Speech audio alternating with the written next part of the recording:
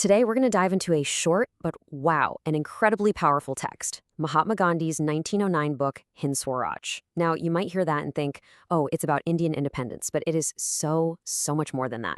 It's really a radical takedown of modern life itself and a blueprint for a totally different way of thinking about the world. So let's get right into it. So let's just start with a question that gets right to the heart of this whole book. When you and I think of Gandhi, what comes to mind? The fight for freedom from the British Empire, right? But was that his ultimate goal?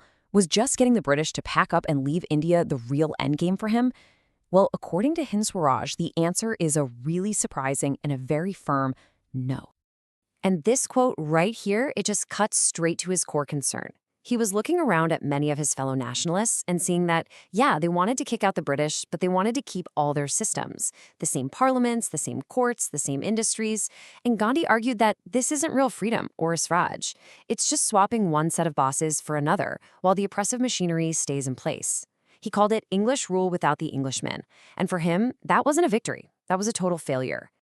Okay, so if the British weren't the real enemy, then what was? This brings us to the absolute core of Gandhi's argument. He believed that India was being crushed by something much bigger, something way more sneaky, a force that had already taken over the West.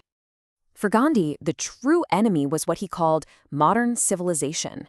He didn't see it as progress at all. He saw it as a kind of disease, a trap that pushes us to constantly multiply our wants, where the more you have, the more you desire.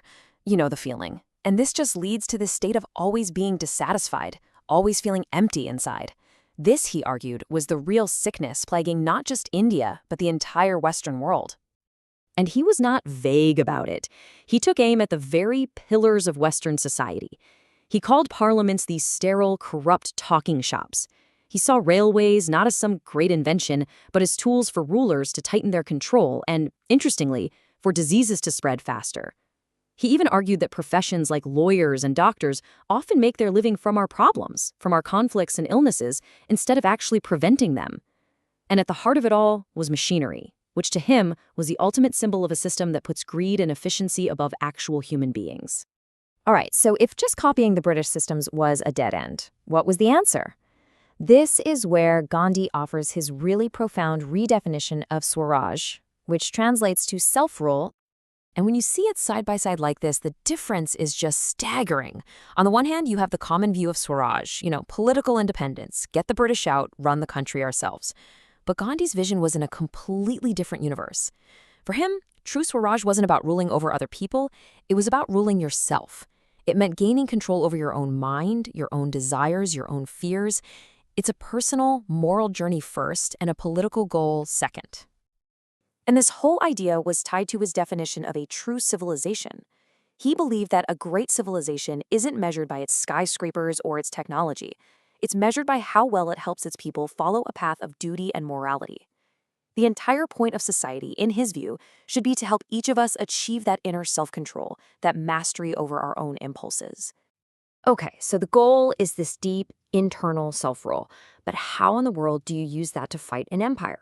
Well, Gandhi's method was just as revolutionary as his goal. It was a battle of two very different kinds of forces. He set up this stark contrast between brute force, the power we all know, weapons, violence, hate, and something he called soul force, or satyagraha. Now, soul force isn't being a doormat. It's an incredibly active, courageous form of resistance. It's built on a foundation of love, of truth, and a deep willingness to suffer for your cause without making your opponent suffer. Gandhi's radical idea was this: brute force might win you power, but only soul force can win you true justice in your actual rights.